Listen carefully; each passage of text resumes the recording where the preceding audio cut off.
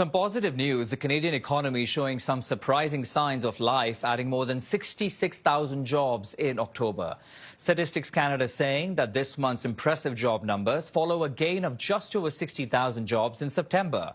News today was that we created 67,000 jobs. 67,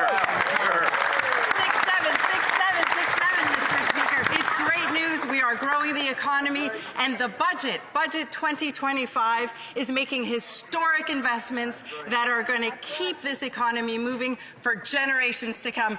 So some good news for Canada. AstraZeneca, the European pharmaceutical giant, is expanding further into Canada with an $820 million investment, creating 700 high-skilled jobs. We are building jobs at a level that nobody's ever seen before. Announced corporate job cuts, Andrew, in the U.S. surging past 1 million so far this year, with 153,000 new layoffs announced just in October, according to Challenger. That is the worst October since 2003. Major news as the jobs numbers for October have come out, and they are abysmal. This is not a good sign for this economy, as October cut 153,000 plus jobs. That is the largest loss of jobs for that month since 2009 in the Great Recession. It is a 183% increase from September and a 175% increase in job losses from October last year. I'll just sit this here. Whatever you do, these are layoffs as of today, October 29th, 2025. If you have a job, keep it. We have some big news right now. Corporations are announcing mass layoffs in droves. Amazon has announced that it will be laying off more than 14,000 members of its staff. Paramount has announced it will be laying off more than 1,000 members of its staff. UPS just this year has announced that it has laid off more than 40,000 staff members, and those numbers are expected to only grow as we head into the end of the year. Here is what you probably didn't see coming. Canada just printed ahead with an extra 66,600 jobs in October, while the US labor market is bleeding with layoffs, hitting 2-decade highs. And yes, that means that while some are cheering Canada's comeback, others are literally hungry and losing work. Stick around.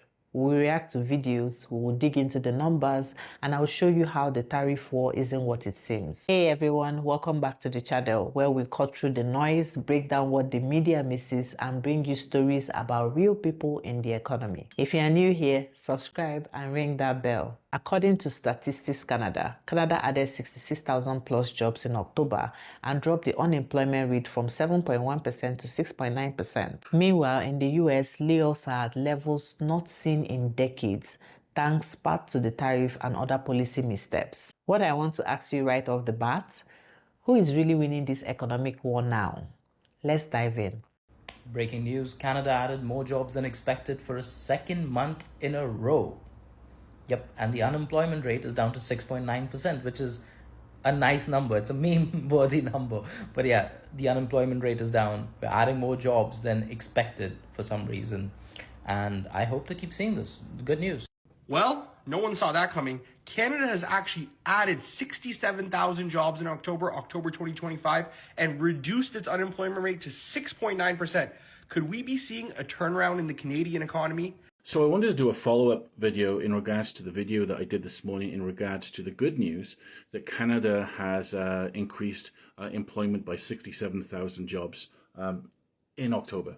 So when I was looking at Stats Canada, they referred to these jobs as retail-based. The majority of growth was in retail-based positions and or service industries. Many people think that these jobs are coming from the government, and that the details don't show that. They don't say that's the case. And so when we talk about retail jobs in Canada, one of the comments, in fact several of the comments, was those are not real jobs. They're not real career jobs. And so I want to ask a question to people here who are so negative that Canada is doing so well, that what is a career-based position in 2025? Now, you're very derogatory about government jobs, so you're not allowed to say government jobs because you're against government jobs.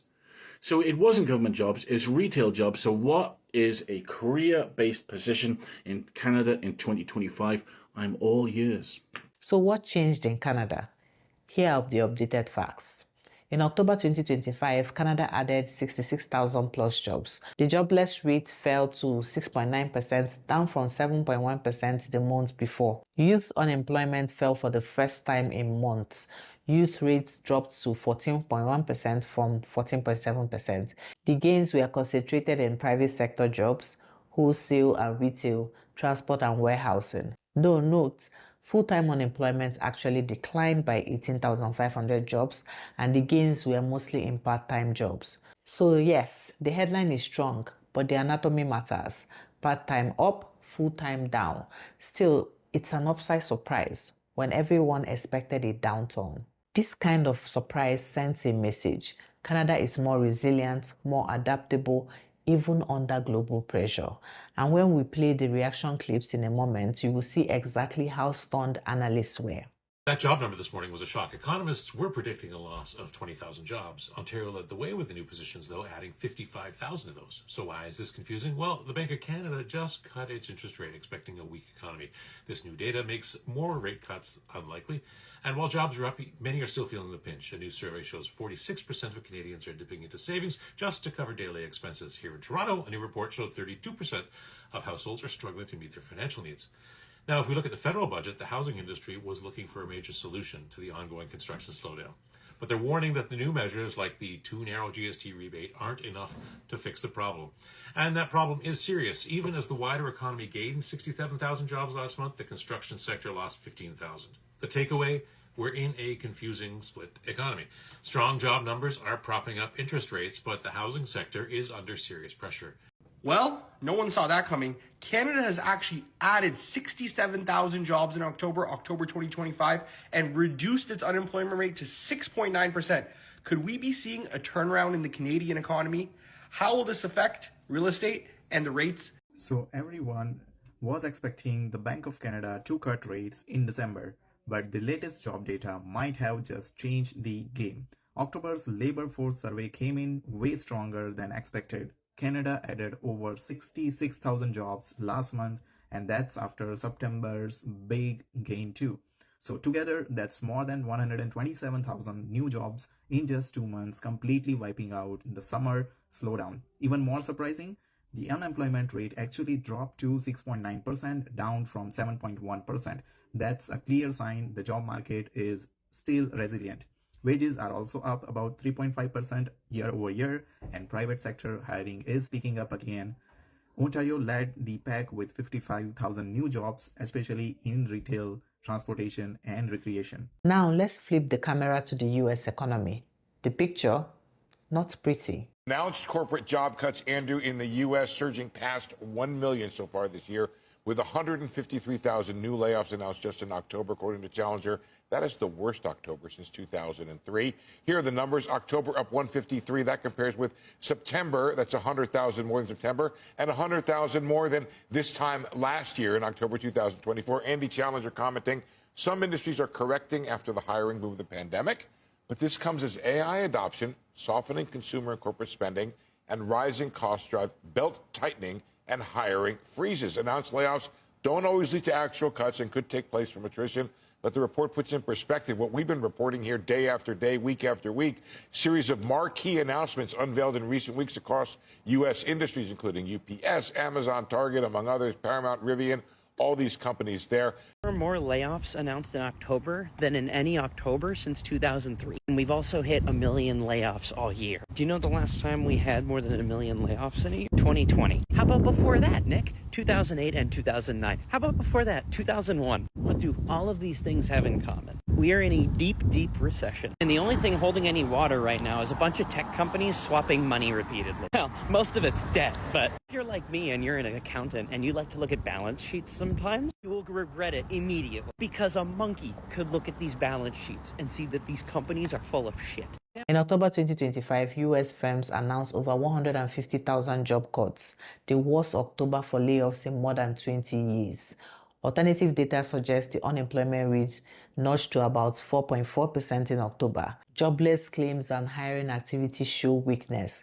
Weekly new unemployment claims recently is about $219,000 for the week ending October 2025. The major drivers were cost-cutting, automation and AI, sluggish demand, and tariff impacts.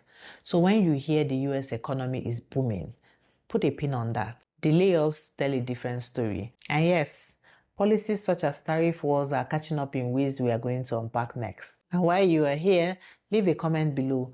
Do you believe tariffs can ever help the economy, or do they just create a mess like what we are seeing in the US? So let's break down how Canada outpaced expectation and why the US is stumbling. For Canada, diversified exports plus strong domestic demand. While tariffs hit sectors like steel and auto, Canada pivoted, ramping up trade elsewhere including Asia and Europe. Domestic policy stability and a labor market that can flex under shock. Now, for the US, tariffs have acted like hidden taxes. Imported goods cost more, supply chains disrupted, industry stress, the hiring freeze, layoffs, governmental shutdowns, and AI-driven cost cuts further drag. Labor market is not immune. Even with low headline unemployment, the quality of jobs, full-time versus part-time, and new hiring are weak. Here's the kicker. While the US was trying to impose tariffs on others, it ended up imposing cost hikes on itself. Meanwhile, Canada leveraged that disruption for strategic advantage. It's like Canada turned the trade war into a comeback tour. Let's call it what it is. This is the backfire. The US economy is paying the price for a policy play. Canada is quietly advancing. Tariffs aim to protect, but ended up raising costs and reducing competitiveness.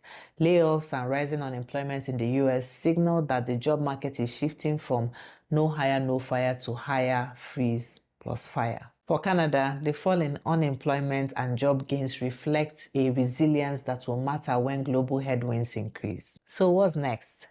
Watch for full-time job trends in Canada.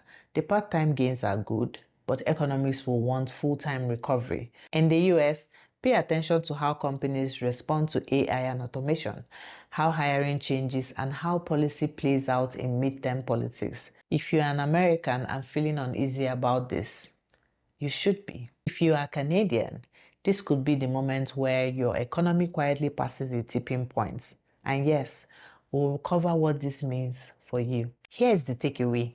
While the world expected Canada to stumble, it surged ahead with 66,000 plus jobs and a drop in unemployment to 6.9%. Meanwhile, the US is watching layoffs sour, job security weaken, and tariffs turn into a self-inflicted economic tax. If you found this video helpful, hit like, subscribe, and share with anyone who thinks the US economy is untouchable. Drop your thoughts below. Do you believe this is a structural shift, Canada punching above its weight, or just a temporary blip? I'll be reading every comment. And yes, support the channel with a coffee if you want more of these deep dives. See you next time. Stay sharp, stay curious, and keep stepping forward. So YouTube thinks you like this video over here. Thank you so much for watching. See you in the next one. Au revoir.